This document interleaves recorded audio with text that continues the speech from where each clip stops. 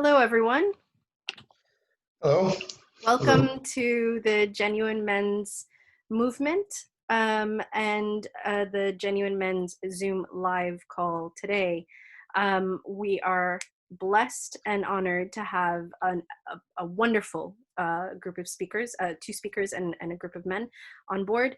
Let me just quickly go over what we do. Genuine Men is a movement consistent of a show, a podcast, workshops, and now weekly Zoom lives that express the often unheard, honest views of men from various backgrounds, cultures, religions, and life experiences. It's also a rare opportunity for men to have a platform to express their views, their thoughts, their perspectives, and obstacles in life with other men on topics that are impactful for them, their families, community, and society as a whole. It's also an unfiltered and unadulterated look at what life is like from a man's perspective. I'm the host, I'm Reham, and I'm a Genuine Men's coach. I'd like to welcome our Genuine Men that are on board today, Liaqat and Nick. Hello. And I'd also like to welcome our two wonderful guest speakers. Today is our 10th episode, and we're talking about overcoming fear and building resilience. So Dr. Nadim and Scott, Dr. Nadim Bhatti and Scott Mcmillian are our guest speakers today. Let me introduce you to them. Dr. Nadim is a family GP, happily married with 3 boys.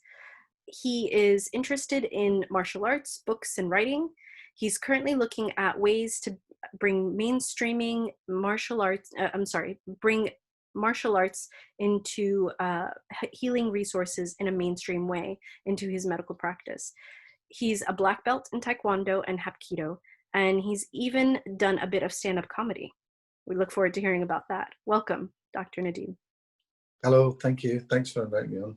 No worries. Call me Nadim, please. It's a bit, Dr. Nadim seems really bulky. No worries. Nadim it is. And we've got Scott on board as well. Having been bullied as a kid, Scott had to deal with feelings of anger and frustration. He realized he was struggling with confrontation. On his quest to learning what being brave meant to him, he began to invest in his physical strength and his mental prowess. As he took up athletics, he got faster and stronger. He started learning karate, then transitioned to Shotokan. Correct me, please, about that. Yeah. Shotokan, okay. Then Taekwondo, ultimately winning belt titles and representing Scotland domestically and in the World Championships. Scott went on to become the Scottish national Taekwondo coach, and his men's and women's team earned recognition and winning competitions. Then he retired as a coach and came back into competition to fight at the WTA World Championships, where he attained one of his lifelong goals, winning the World Championship title at the young age of 46 in a category of 36-year-olds. Welcome, Scott. Yeah, hi guys. Hello. So tell us a bit about what inspired you both to go into martial arts. What led you to the path of being a martial artist? Nadim, you can go first. Well, what led me into the path of being a martial artist? I think the idea of being bullied at school is, I think, a very common theme. And and I think a lot of people, I wonder, why would they go into martial arts and learn to protect themselves unless they didn't feel insecure in some way. But certainly for me, you got to remember, I grew up as a kid in the 70s, and I was in a pretty kind of, I wasn't in a, we were in a kind of pretty working class kind of environment, because we were immigrants. And I remember, there was a sense that, I was insecure, and people would, I can remember having thoughts of, having incidents where people would cross the street to actually punch you. And that kind of thing would happen all the time in the 70s. Doesn't happen now. And it's a very different world. But in the 70s, it was very different. You would be, you know, you'd be walking down the street, someone would shout out something, and that was just a normal way of life. So I think my brain really just thought, how do I deal with this? And I think in the 70s, the other big thing was the only one of the big role models that came out of nowhere, and I could probably put money on it that Scott probably has something similar, was Bruce Lee. You know, and he, you know, he just looked amazing.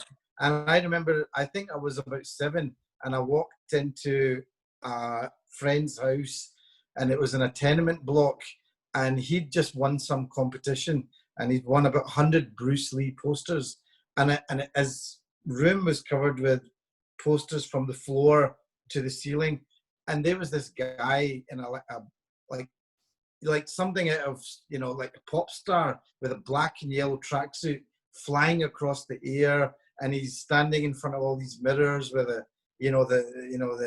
Into the Dragon scenes, and he just looked so amazing. And I think that has probably had one of the biggest impressions on me than almost anything.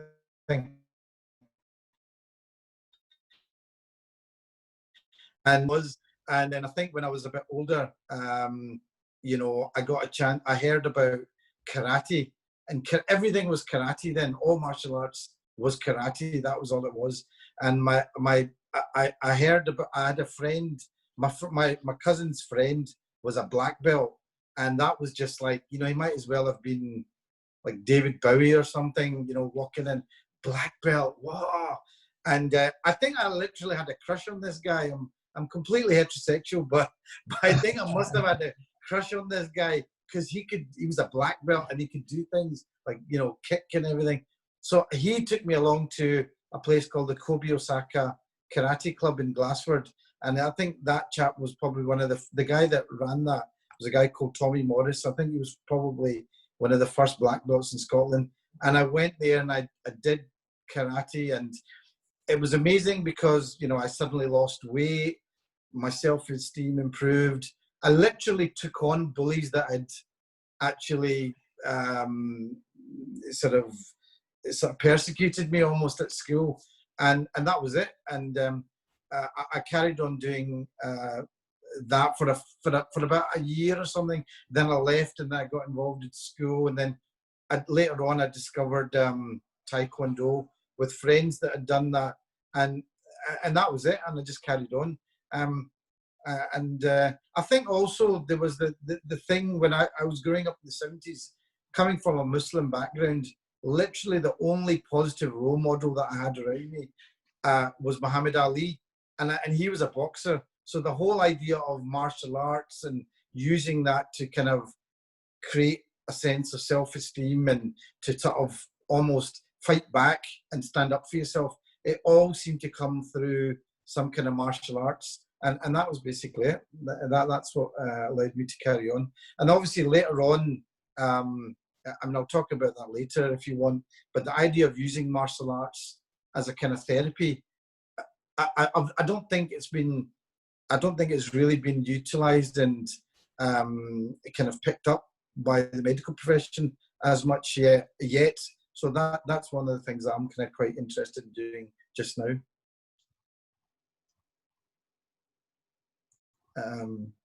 Sorry, Scott probably wants to.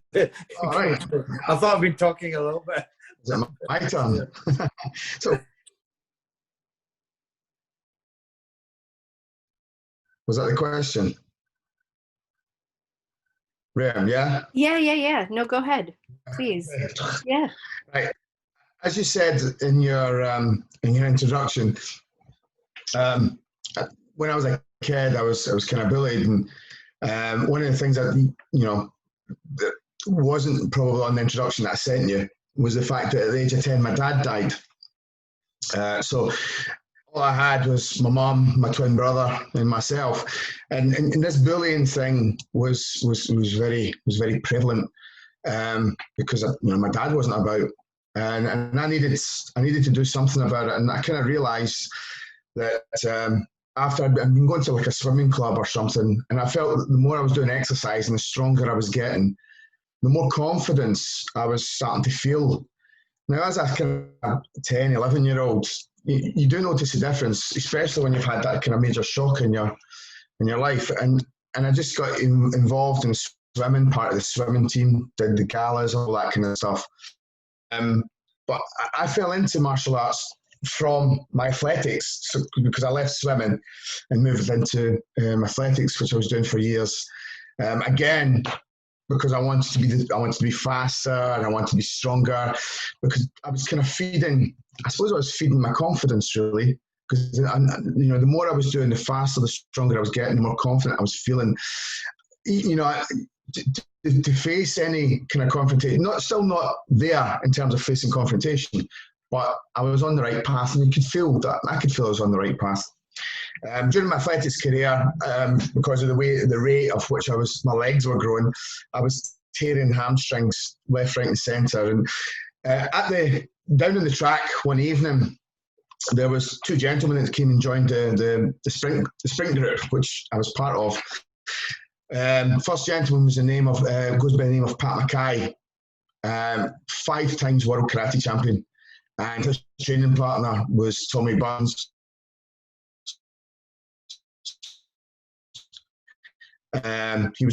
These guys were getting ready for their world championships. I think Pat was going for a precedented. He was going for his 5th defence, and he came over to me and he said, you guys move like lightning. And he goes, what's happened to you? And I tore my hamstring again. He goes, why don't you come along and try karate? He goes, I'll not be as hard on the hamstring. You never know. Guess what I did? I went along to his class. I tried it. I went, I love this. This is it. And when you do something that you like, there's just that instant connection, right? This was in my blood. I didn't know it. And that was when I was 15 at the time, and since then I've been involved in martial arts. Pat and Tommy. Pat got moved to Germany to take coaching the German team, and Tommy went away and did his own thing. So I was in a bit of a hiatus there. I got a friend of mine who did Shotokan, and we were practicing training in Shotokan for a while. And then he went off, did his own thing. And it was in the late 1990s, I found Taekwondo at the local leisure centre. And it was a competition, and these guys were throwing their legs about like you wouldn't believe. And I went, I want to do that. So I just went, that's it. So I went and took my first class in December of 1990, November, December. It was the tail end of the year, and I started proper after like the Christmas break, if you want. That was back in 1991. I've been doing Taekwondo ever since.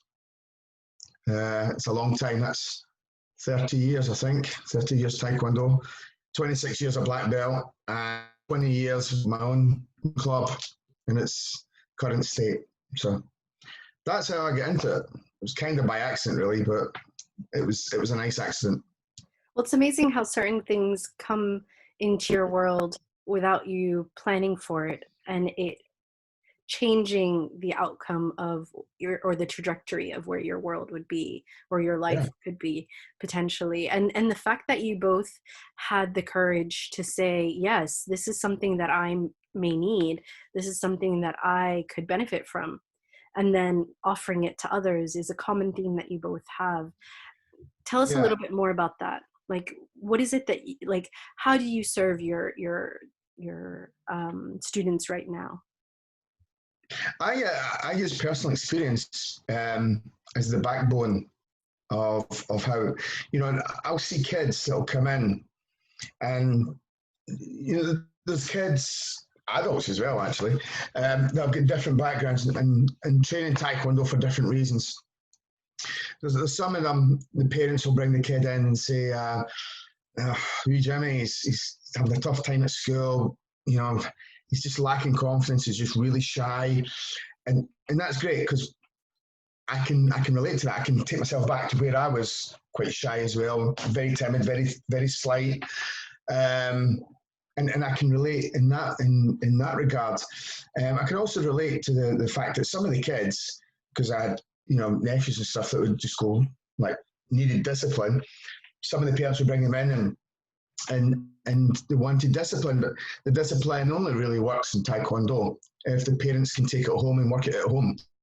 And that the message across every day of the week, if you want, whether it's Taekwondo or whether it's fitness. I've got men, their kids don't like team sports. They don't want to play rugby. They don't want to play football. They don't like team sports. Mom's trying to get them involved in something to keep them fit. So there's many different reasons. I'll use the confidence one quite a lot, because parents will want their kids to be confident in themselves. So when they look in the mirror, they like what they see. And the confidence thing one was just what I've said, really. The stronger I got, the more skillful I got, the more I understood, the more confident I got in myself. And you'll use your own personal experience to teach the student base. Hard work is another one. I've got some that are elite athletes. I've got a 6 and a 7-time world champion. Guys are completely blinkered, rather, not blinded, blinkered to their goal. And you help them out that way. I mean, there's so many different people I have running through my club for very, very different reasons. I've got some ladies that are coming for self-defense. How do I support them?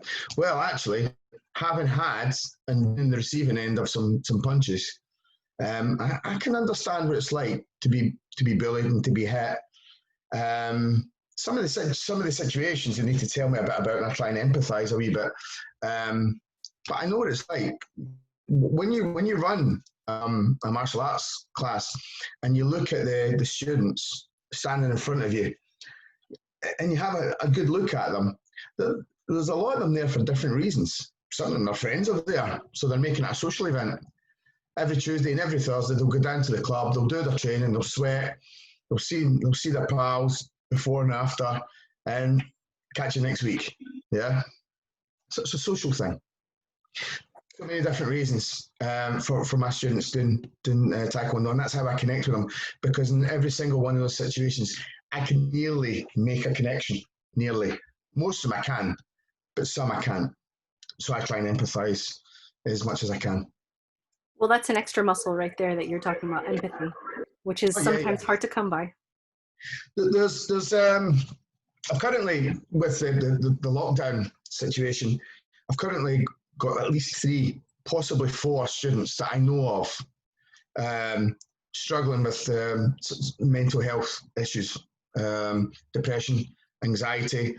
One of them is a 17, she might be 18 now, I don't know, can't remember, 18-year-old girl who is, she was a brilliant student. She'd come to class three sessions a week, and she'd do her own training and she'd work and all the rest of it. But because she's in this lockdown situation, her anxiety has hit the roof. Her mum and dad's been in contact with me. She's been in contact with me. And, when it comes to mental health, there's not really much I can do. I'm not qualified. I'll give them an ear to chew if they want. Well, maybe that's a bad word. An ear to talk into. But I'll listen to them. I've got a gentleman who's a really, really good friend of mine. He's his mid-40s, heading into his late 40s, and he's depressed. He is. He's suffered with it over the years, and part of his medication was Taekwondo. And the doctor said that, what keeps you going, what keeps you stable, is the fact you're doing something you love.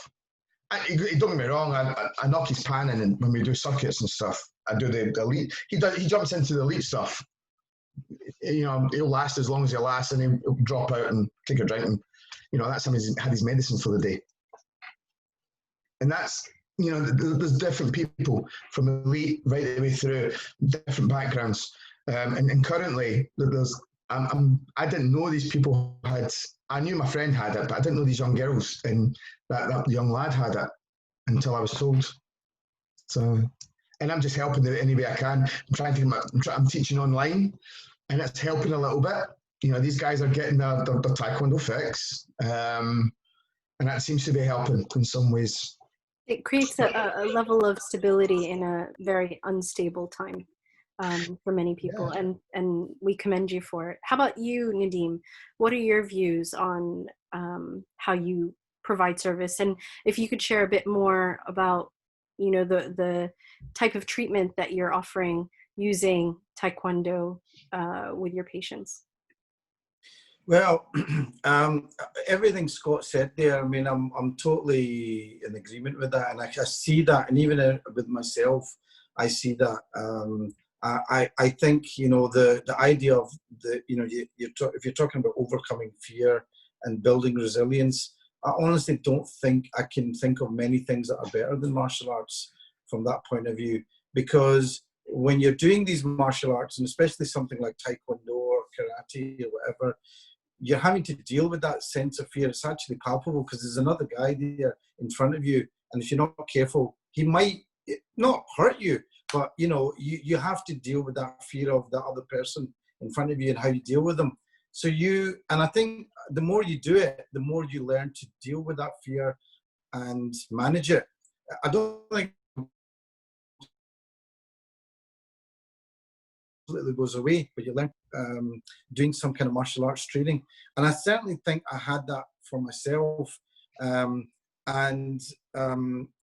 think, obviously now I found that it was difficult for me to carry on my training and go there regularly, whether I don't know whether I just got lazy or my attention got focused onto studies. I wasn't able to get back into something until I was sort of about second year of uni. So I think it was about 1987, third year uni. And my friends had then discovered Taekwondo.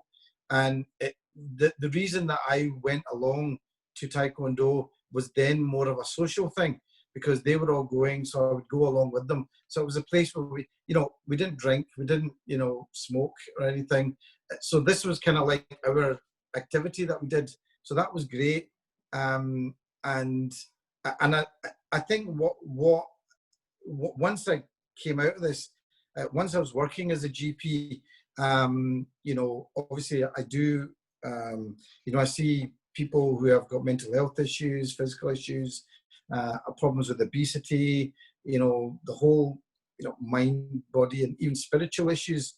And it just seemed to me such a perfect fit that martial arts could help so many people. And for years, what I'd say is, would you fancy doing some martial arts? And I'd write down the name of a club on a piece of paper and I would give it to them.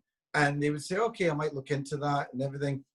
And then it just seemed like, when I looked around, I thought, there's no way of there isn't anything where these two worlds have kind of got married, the medical world and the martial arts world.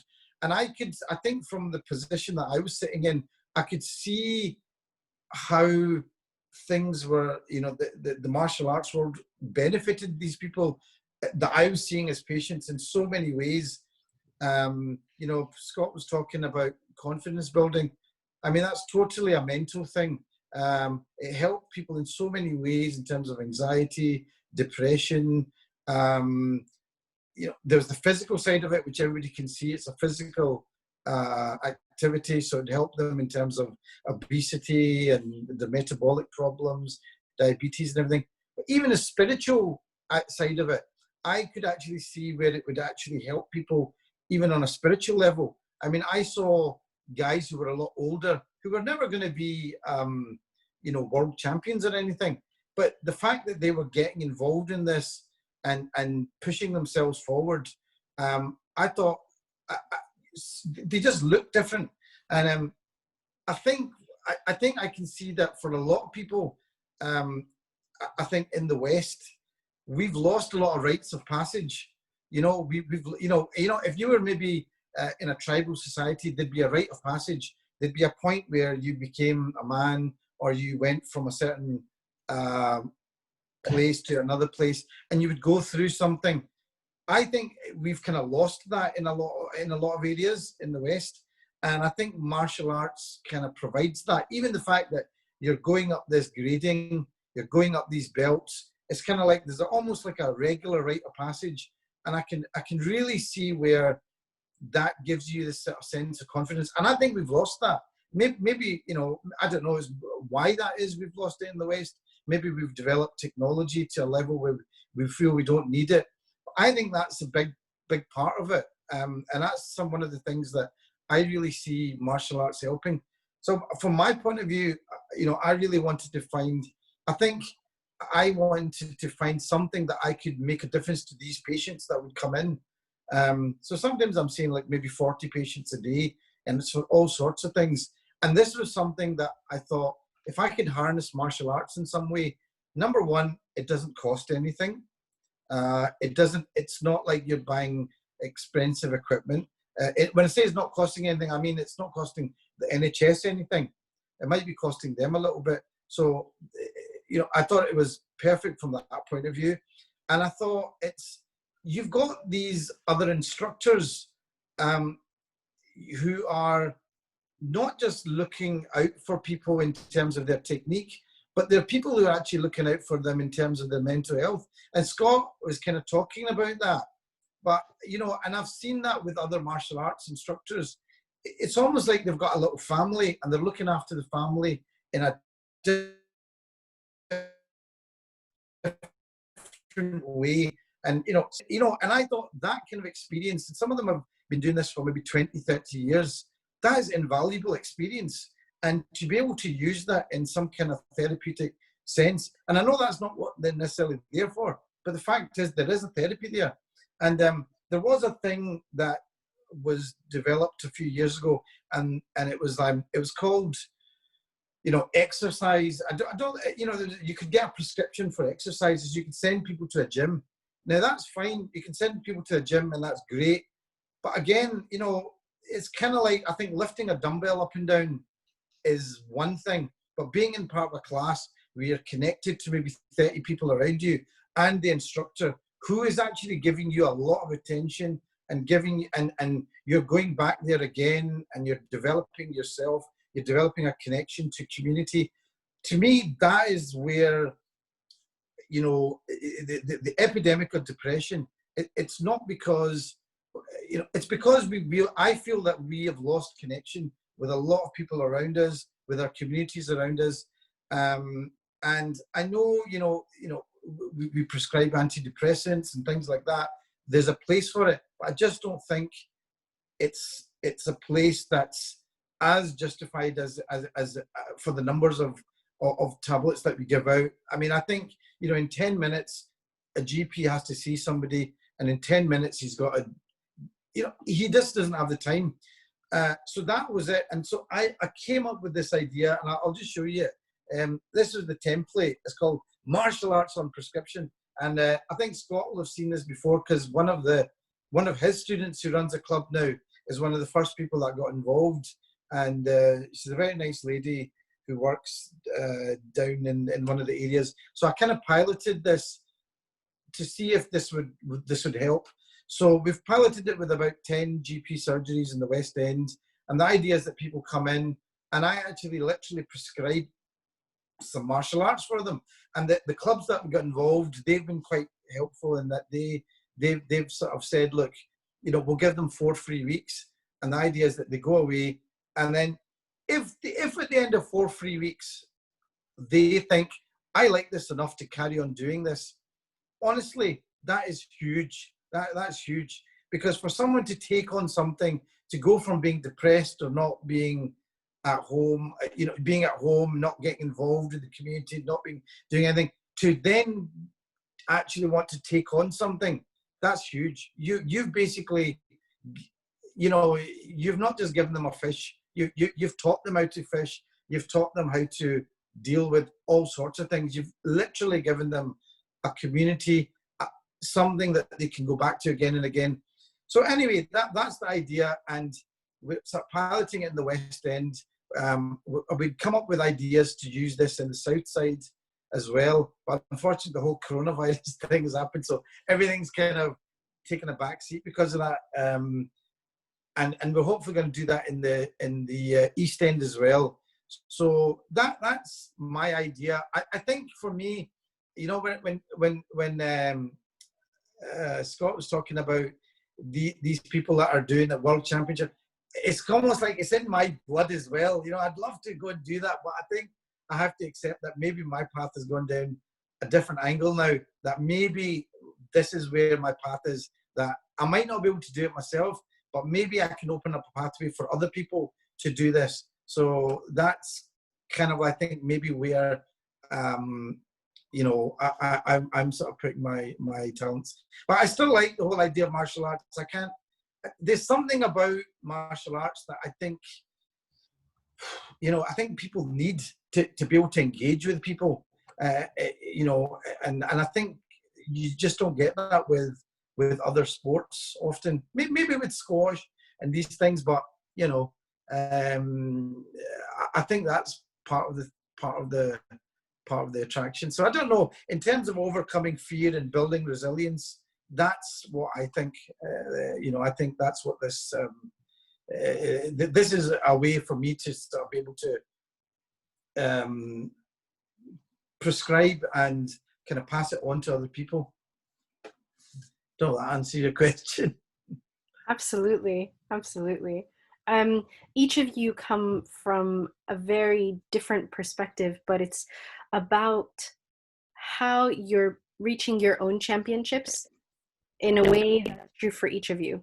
So as Scott goes through the actual physical championships of competitions, you're, Nadim, going through the championship of mental and emotional well-being and health. And mental fitness, and you're both offering that equally to your patients, Nadim, and to your students, Scott, and to their parents, and that's to be commended. And being that you both are in many ways frontliners, thank you for your service. I wanted to, yeah, no, it's true. It is. I mean, especially in this time of uncertainty, it's all about the stability. And as Dr. Nadim just prescribed, mental fitness equals social interaction to some healthy level, obviously, given the circumstances, and a level of martial arts that can aid us all to create that semblance of stability in our lives. Nick, I hear you have a question. Go at it. Hi, yeah, I do. Just because I didn't want the chat to go on too far from what Nadim just covered, I really wanted to get Scott and Nadim's point of view on this, and it was around what he was saying about rite of passage and community and mentorship. And I think I see a lot of the crisis in masculinity at the moment because there perhaps isn't the role model of the tribe leader or you know, a religious figure that people would follow, and young men now perhaps follow celebrities that actually aren't talented in anything, and they fall from grace and things change in the season.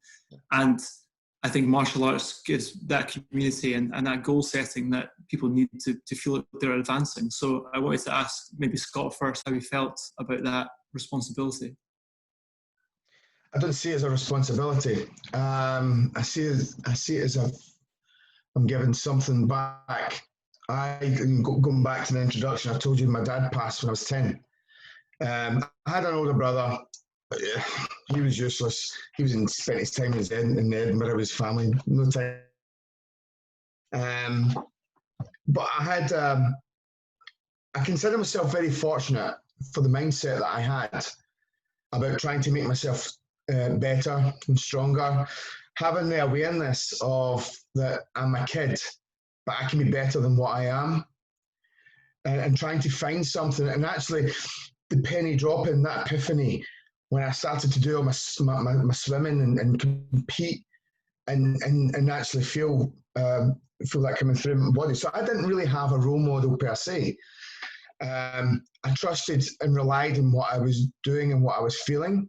But I do agree with you, Nick.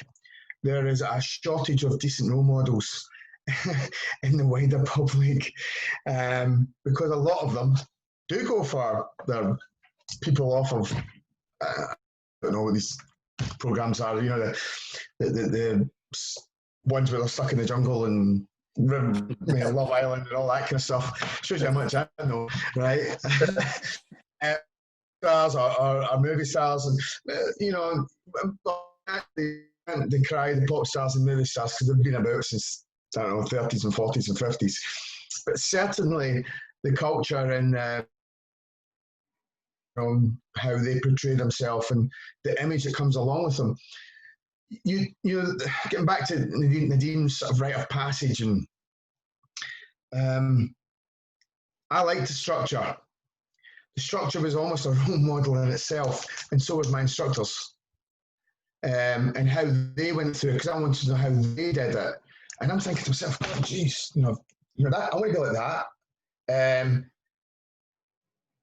which means I've got to do this, and I've got to be tested every so often. But everyone approaches it slightly different. And to be a role model, I just try to give people the same mindset I had about being a better person. You know, the saying, and the saying is, you're not trying to be better than the person next to you. You're trying to be better than what you were yesterday. All right. So it really doesn't matter what the person to the left and to the right of you is. To have that self-awareness and understanding of where your strengths and weaknesses are is a massive thing. It was for me. And I knew that, confrontation, hated confrontation, so I need to be stronger. Okay, I was never going to be 6 foot because I'm 5'8". So I needed to be faster and cleverer, right? I can do that. Then I needed smarts. I needed a gob as well, right? I'm not gobby, by the way. But I needed the smarts just to survive on this planet. I had that thinking from a very, very young age. I know for a fact not everyone thinks that way. I actually think I'm probably might even be in the minority. But in terms of role model, if I had a role model, if my brother was in the house, if my dad was alive, I think over this question a lot, they would be my instant role model in the same house. So, I wouldn't need to rely on televisions. I wouldn't need to, but there is a severe lack of good roles for the kids growing up, which is why sports. I'm going to bias martial arts, but I'll say sports, rugby, football, whatever. But I'll bias martial arts is good. And I've got a friend of mine whose sons and daughter, 2 sons rather, go and play rugby, and that's all they live for. So he's now a coach. So it's now in the family. So the kids are now looking up to dad because dad's a coach. So yeah, I get that. I don't know if that's answered your question. I went off in one. Is that okay, Nick? Yeah. Yeah, I think it's great. It's just, I just don't think I've ever thought about that role, and even yourself going into that, you maybe didn't see that until you saw that that's what these people really needed. I think that's just really interesting dynamic. I wanted to teach people Taekwondo and the benefits that art could give. The discipline, the structure, the achievement, the physical and mental evolution. It's so many facets. And, I don't like things being watered down without knowing what it can really do. So when people poo-poo anything, really, let's understand this a wee bit more. And I try to understand it, and I try to give, the students what they're looking for when they walk through the door. Why are they walking through the door? What is it they want from me? Right? I've got no money, right? But what else do they want from me? What do they want from the art? How can I connect with them? And then I get to see, the kid or the mum or the dad, I can start to draw a dynamic there and see what the kid needs. Being, a father, being a kid who never had his dad, what if I was dad? What is he needing? It's discipline, whatever. And it's right the way through the structure of Taekwondo. So I'll bias that bit of Taekwondo just a little bit with him. Maybe need a bit of fitness over there. So do a bit of fitness. So you kind of just look at them and you listen to what mum and dad's saying, you listen to what the kids are saying, and you give them You give them what you can from the different facets that Taekwondo's got. So as a role model, I don't actually see it. I feel like I'm giving people an understanding of an art, and giving them the bit that they need at that point in time, which could be different weekly. Yeah. Yeah. Have I rambled on again? I can talk about Taekwondo for ages, so I do apologise. No, never apologize. This is exactly why we wanted you on today. So thank you both. Liaqat, I believe you had a question? I've actually got a question for Scott and Nadeem as well. Using martial arts as a method of therapy is quite interesting, but is there a time for Scott and Nadeem that you look at an individual and you go, you know what, I'm going to teach you martial arts because you're not in the right frame of mind. You can go away and end up doing damage, you know. It's an interesting thing. It happened a long time ago and I still remember it. It's probably about 20 years ago or something. It was one of my friends and he was always quite mischievous. He's always just doing silly things, annoying people all the time. And especially in his own house, he was only son and he had like 2 sisters. He used to always pester and annoy his sister. So I thought, right, I need to keep this guy busy. And she sent him away to a martial arts class. So he went, he was really into it. But the problem was he was coming home and trying moves on his older sister, which is causing a bit of a problem. So I know it's therapy, but is there a time when you look at an individual and say, you know what, I don't think this is a good idea for you because you're not in the right frame of mind. So obviously, Scott, you know what you thought of that, and Nadeem, you know, you maybe not prescribe that to that individual. The other thing that I would say with therapy and alternative therapy is music. I really enjoy music as a part of my life. You know, I kind of DJ, and when I'm involved in music and I'm DJing, I can see the reaction of people and I can see them really getting them really excited and really happy and joyful, and almost if they are down, for a moment it's an escapism, and you know they're into the music, and music has that type of effect. It's very therapeutic. It has these kind of reactions where you listen to music and it takes you back in a moment in time in your life, you know, whether it's happy or sad. So it has that ability or that power or that influence as well. Is that something else you think it would be a therapeutic thing? Nadeem was going to ask you if you thought that was something that, you know, is alternative, because maybe really physical, not everyone is into kind of the physicality of an activity. So is there an alternative to someone who's not so physical that they can kind of get out of that kind of space of being down or depressed or having anxiety? And then, as I say, music kind of has that effect on people. What's your thoughts on that? Scott, obviously from your perspective as an instructor, when someone comes into your class, what would you say? Yeah. Initially, you don't know the person till you speak to them. You don't know the dynamic of the family. Excuse me. You don't know what's until you've had time. There's certain forms you've got to fill in, just to keep ourselves square in terms of our regulations. If there's a student that's misusing appropriate action, okay, the art is there to help defend themselves or to find another avenue, another facet that I talked about in their life, a more positive one. I have been in that position where I've had to ask people to leave the club because I caught wind, because nobody else told me, of what they were doing. Silly little boy, using it to bully other people.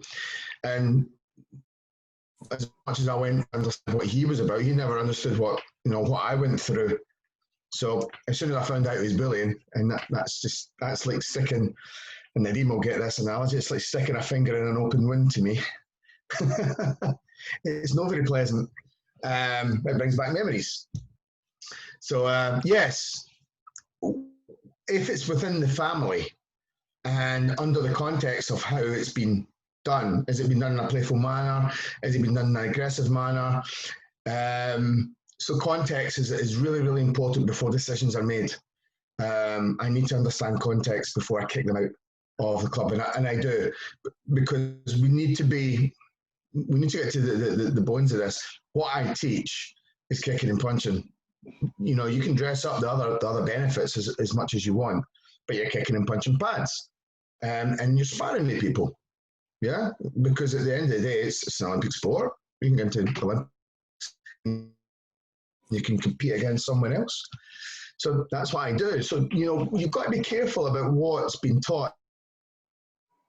There's certain aspects of the Taekwondo training that I'll not give to juniors.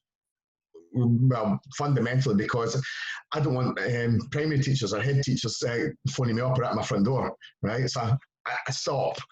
Once we get to the sports side, once they get to a certain level, then I can teach the other stuff, you know, the dark side, to use a Star Wars expression. We'll show them that stuff. But I'm constantly being aware of people and class, and I'm checking everything out, and if I hear something, I'll question it. Like the kids that I've taken out of the class before, it's not what it's for. It's meant to be more positive.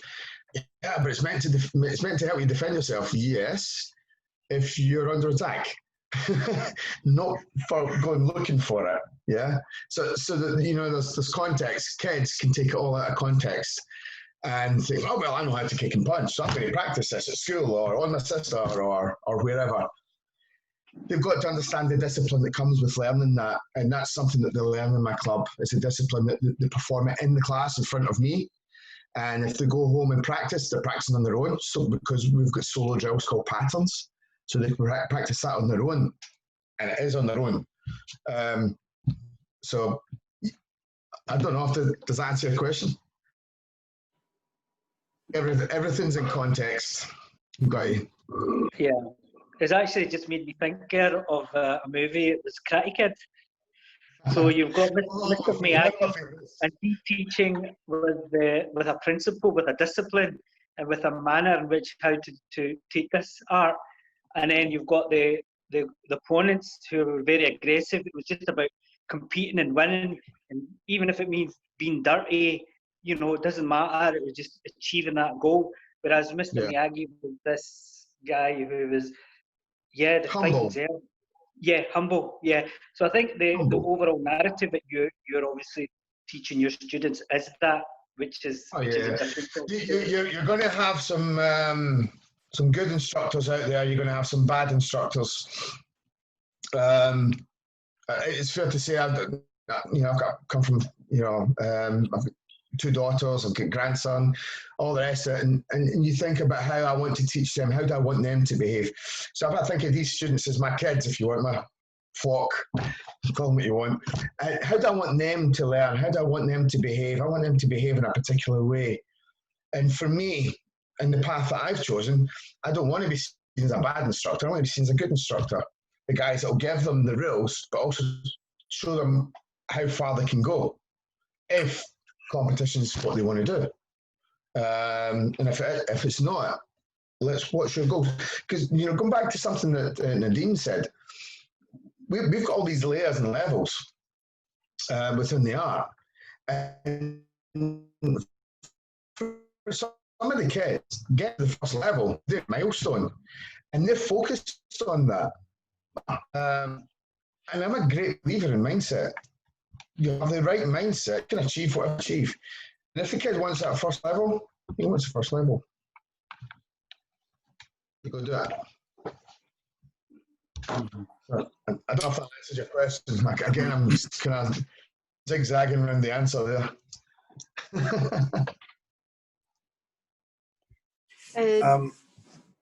Nadeem, would you like to answer? Yeah, before we wrap up. Yeah, I think I echo a lot of things that Scott was saying there, and I think he was being slightly kind of humble when he was saying all he's teaching is punching and kicking, because my experience with martial arts, and I'm sure somebody that's experienced them, and with the the number of years he's run his own club, which I think is a very different experience. I think running your own club and going and attending a club are two very, very different things. And like the instructor that I used to go to do Taekwondo with, there was a guy who himself couldn't necessarily jump up and do all these things, but there was something about the way his manner was and the way he taught people. I think it came down to the relationship that people developed with him, and that's why people kept going back. And I think what people get out of the club is way much more than punching and kicking. And I think I felt Scott was maybe just not doing himself enough justice there, because I think you get yeah. but there's so much more. And even the thing about, you gave me an example of somebody bullying somebody else. What I've seen is that anybody who goes into a club, a martial arts club, as a bully doesn't stay long in that club, or doesn't stay long as a bully, because that bully then gets, because no matter, one of the things you have to realize, I think, about martial arts is no matter how good you think you are, there's always going to be somebody better. There's always some realize that you have to have a certain amount of humility. And even when you're sparring and doing things, there's a certain amount of humility, and you have to, I think you begin to learn that. In terms of me, I must admit, me using this as a therapeutic tool, it's one therapeutic tool that I've got that I can suggest that, look, this is something that I think might be good for you. Because it's still very much in a kind of developmental stage, I'm a wee bit careful about how people are going to take it. Because some people, there was a patient that was outside, they were having a laugh, and they were saying, "Oh, Dr. Batty, you come in with a sore throat and he sends you to karate," and they were all kind of joking about it, So I thought, oh, right, I've obviously been pushing it on people a wee bit. But I think it's because it's a new thing, and it's because I want it to be out there, and I want it to be something that a GP can sit there at his desk and go, "Do you know what? Why don't I try this on him? Why don't I try some sort of, why don't I send this? Oh, this is something I could use." So I want to be, I want it to be something that GPs feel comfortable in prescribing, just the way they can send them off to exercise. Now it's not a problem for them to say, "Okay, I'll send them down to Scotstoun for some exercise, or I'll send them down to Billowston for some exercise." So I'm looking at having this be out there, that eventually they'll be able to use this. I think anybody that goes to it, it's going to be of benefit.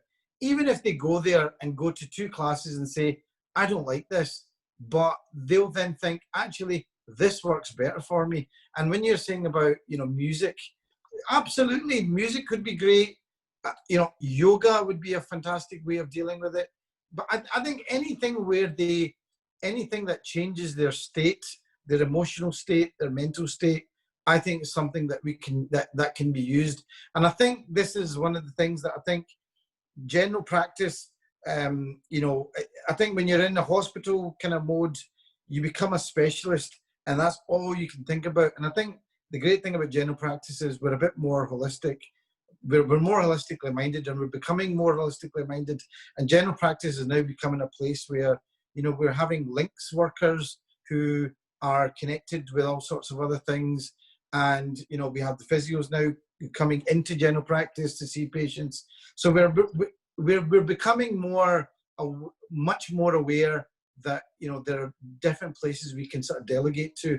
So that, what you're saying about music, totally, absolutely, it's an area to go in.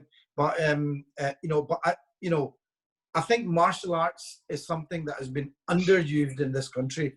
And if you think about it, the way I see it is, you've got these guys who have been doing this stuff for 30 years, very experienced, very connected to people, very people sensitive, and we're not. And that, to me, it was just like we were missing a trick by not using them. And so that was the thing for me. And to nick a line from, I sometimes watch these podcasts, and there's this guy called Joe Rogan. I don't know if you're aware of that. He's just, I mean, he's big in the podcast world. I think he's just sold his platform for, I think, 100 million or something like that. But he said something quite good. He's a martial artist, does jiu-jitsu, and he's done taekwondo. And he was talking about this guy called Miyamoto Musashi, who's a Japanese samurai warrior from about 200 or 300 years ago. And he's got a big tattoo of him on his arm. And they were asking about him, and they said, and he came out with a quote of his, and it was something like, once you know the way in one area, you'll see it in others. And I think this is with martial arts, that you develop yourself in this area in a relatively safe way, and you then are able to apply those lessons that you learn to other areas, you know. And I think that's one of the great things about martial arts. And yes, you could do that in music, you could do that in some other area, but to take yourself, again, back to what Nick was saying about the rite of passage, I think this is it. You know, there's so many rites of passage in this, and then when you go through those, you develop. Yes, martial arts, you could learn to defend yourself by, I don't know, picking up a weapon or something like that. Yes, fitness, you could go to the gym and you could become fit and, you know, pick up a dumbbell and use that to become fit.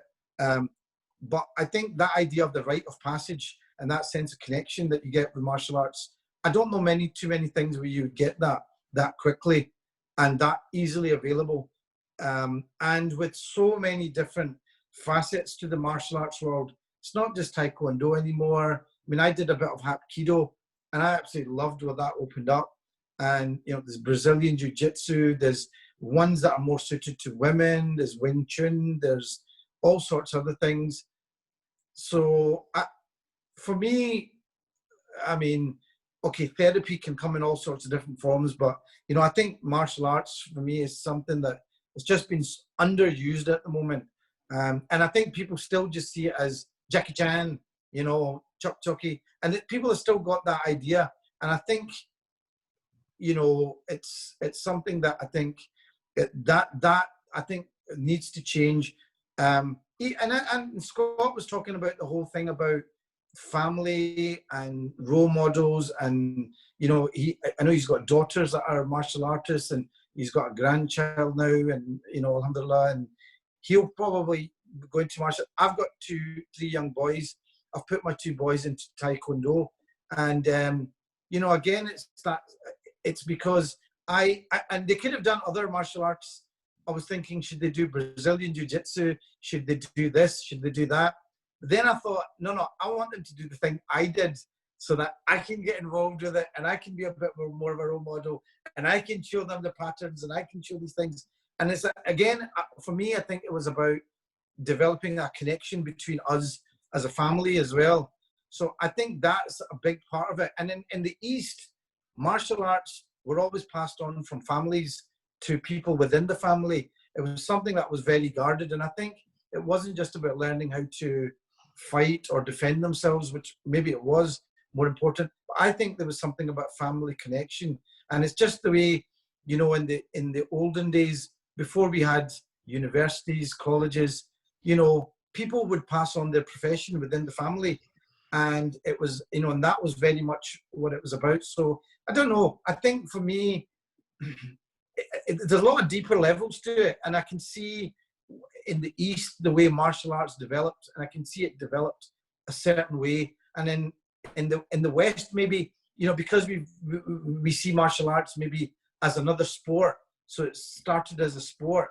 But I can see how eventually there's going to be deeper and deeper levels. Like Scott will probably tell you, you know, it's interesting, the whole thing about when you have a black belt, it's a black belt. I don't know if this is true, but I read a story that there wasn't actually such a thing as a black belt. It was a white belt that just got more dirty over time, and it became black.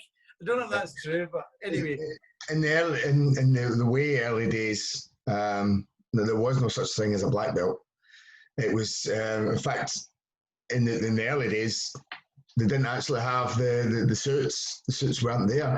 The suits didn't actually come to be until the 1920s. Maybe slightly earlier than that, but 19 came to be in the colour belt system that you see in most arts. They'll change the colours to equate to a different level. First, which was obviously a derivative of Japanese jiu-jitsu, and they put a belt system in place because they wanted to, I suppose. I never actually found out what the reason was. And it was that belt system that was taken on board initially by, it was a gentleman by the name of Gishin Funakoshi, who shared Tokyo University. Now, Gishin Funakoshi is known to be the father of Japanese karate. But he shared Tokyo University with a gentleman by the name of Jigoro Kano. Jigoro Kano was the creator of judo, and he started his life in jiu-jitsu. And Japanese jiu-jitsu comes from the parent art is basically the Hapkido that Nadim's a black belt of, and you guys probably don't know this, but I'm going to tell you anyway. Nadim and I used to train years ago in Hapkido. So all that kind of came in. The suits they came in 1920s. So it's just been a recent thing. It's not been a historic thing. And the belts never existed. They never existed until the 1900s. What's amazing? Thank you Sorry. for the history lesson, because I know personally I didn't know that, having done martial arts for many years of my life.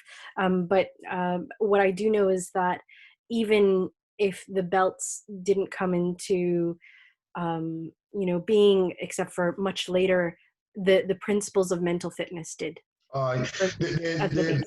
Nadim's right. It's they kept it in the family. They kept it. They kept the growth there. The role model was instant. I'll go back to a statement I made earlier about this instant role model I may have had if my dad was alive. My brother stayed at home. And it's even more a connection. This is something I've made with my grandson and my daughters. I didn't have sons. Because I was able to show and lead them. My oldest daughter, she's a police officer now, but before she became a police officer, she was in the ladies' taekwondo team. She's Southern Europe and whatever else. That held her in good stead. And I helped her get there. Any questions she had in the house or in the dojang, which is our training hall, yeah, no problem. I'll answer that. The other one's in Glasgow somewhere. Well, no, she's just finished her immunology and pharmacology degree.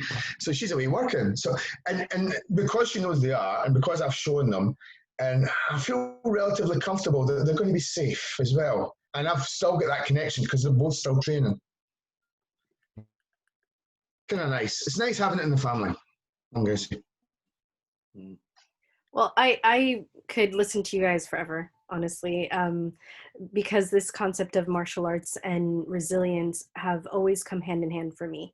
And I thank you for introducing it to our audience if they've never been introduced to it, or reaffirming it to our audience for those that have possibly never looked at martial arts in such a holistic and or diverse framework. So thank you, Nadim and Scott. And thank you, Nick and Liaqat, for joining us today. It has been a really powerful session for me because this is near and dear to my heart. So I'm glad that we were able to work out a time for both of you to join. Join us next episode, next Thursday, of the Genuine Men's Chat Zoom Live. We've got a Genuine Men's Chat show episode coming up in June. Listen to our podcast and share, like, and follow the Genuine Men's Chat on YouTube, LinkedIn, Instagram, and Twitter. Join the Genuine Men's Chat Facebook group to join other men in the discussion. And remember, our motto in 2020 is many men, many conversations. Have you taken your seat at the table yet?